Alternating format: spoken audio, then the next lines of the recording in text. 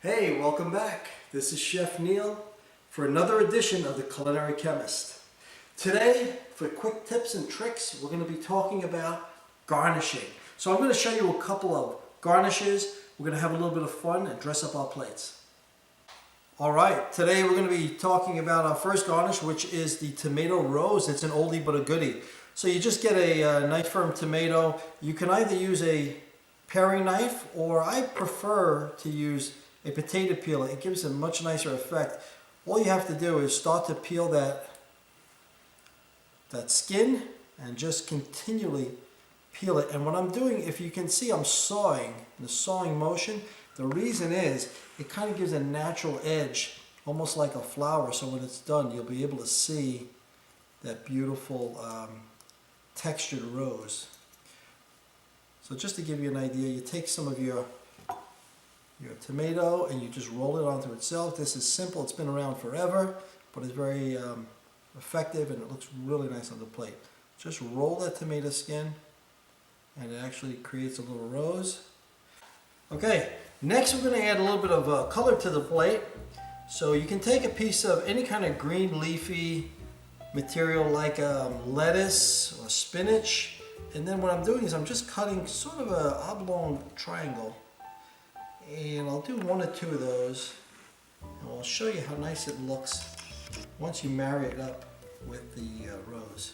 And don't worry about being too precise on the shape. As long as you can get something that resembles a leaf, you'll be fine. Here we go. Okay. Different sizes always works well. All right. And what I'll do is I'll just take that rose, move it aside, put the leaves underneath, and there you have it. Okay, you remember in our episode 1 when we took those parsley stems, we used those, but we didn't use the tops. Cut the tops off of the parsley, you just want the stems. So you're going to remove this, use that for garnish or something somewhere else, but you don't need it for this. We saved the tops, we're going to use it as a garnish. One thing that you'll notice is when you go to a fine dining restaurant, they usually sprinkle the edge of the plate with a nice parsley, and you try and do it at home and it never works, simply because the parsley has oil in it. We're going to show you how to remove the oil out of the parsley so you can make a nice garnish out of it. If you don't remove the oil, it stays very clumpy and it doesn't really look very pretty. Alright, so go ahead and take the parsley. You want to cut the stems, if there are any, and just use the tops. So we're going to cut those, and then we're going to mince it very fine.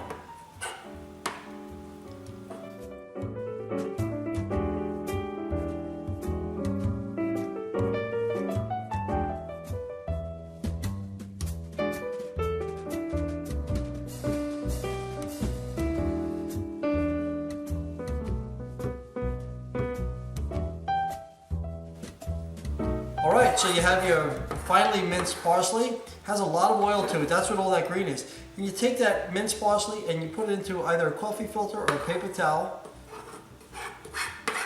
Just collect it all, and then what we're going to do is wrap this up and we're going to give it a rinse.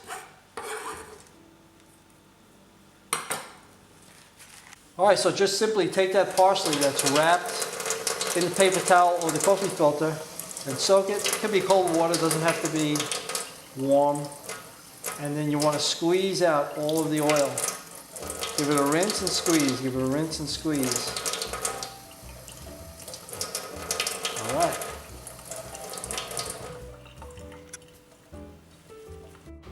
Okay, take that rinsed parsley out of the filter, and you want to get it dry, and the key is to get it nice and dry. So I would like to put it into a paper towel, and then just keep on dabbing it and squeezing it until you get all that moisture out. So it has to be nice and dry.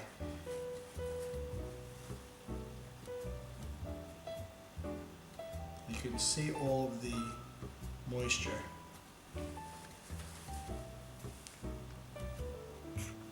Alright, so we've taken that parsley and we've let it air dry for a while. So once it is air dry, you can see how nice and powdery it is. And then you can just use this to garnish the plate. I mean, it looks beautiful. Look at that. Makes a nice presentation. All right, we're going to show you how to use a lemon peel to garnish. And what you want to do is you want to take a piece of the peel, and then you have this white part inside called the pith. And you want to just remove that. So take a paring knife and just very carefully just cut that out. All right, so we have the pith removed from the lemon peel. And what you want to do is you want to just square it up. So take off any rough edges.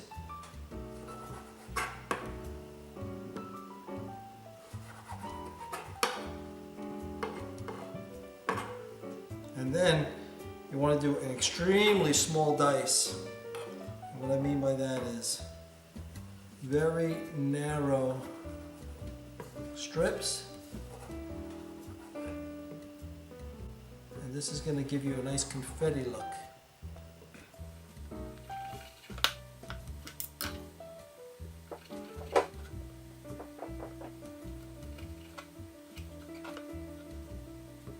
Okay, now you can use the pieces like this as garnish, but I prefer to cut them even smaller and make little confetti out of the lemon peel. So we'll continue just to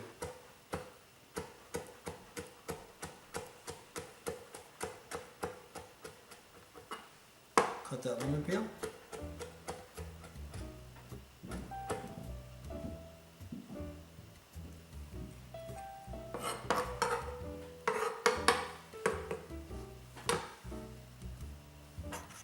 Alright, so here we have our minced lemon peel, and it looks like confetti. You can just put that on the edge of the plate. And if you have a lime, you can cut up the lime to give it some color contrast, so you'll have the green and the yellow. In this case, we do have a little bit of that parsley, so let's go ahead and use the parsley.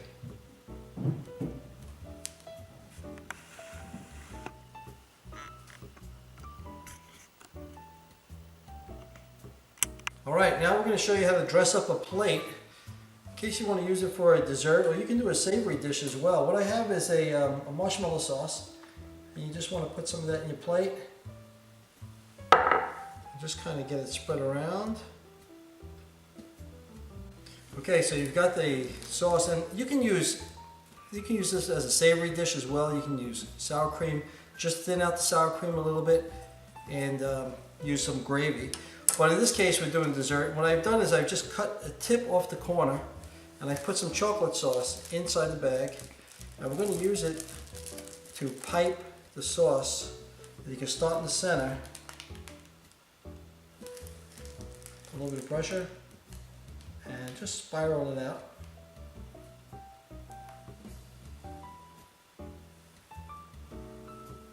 And it doesn't have to be perfect. That's the general idea. And then once you have that, you can take either a chopstick or the back of a spoon and start from the center out and just make yourself some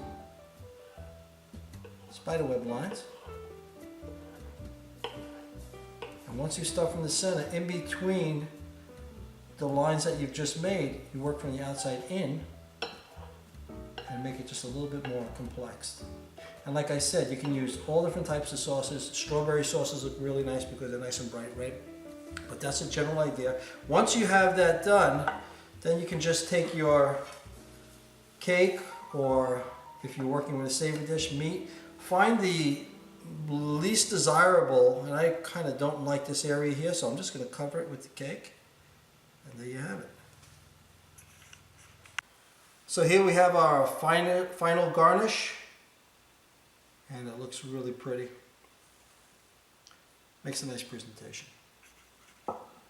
Hey, thanks for joining us. That wraps up another edition of Quick Tips and Tricks Garnishing.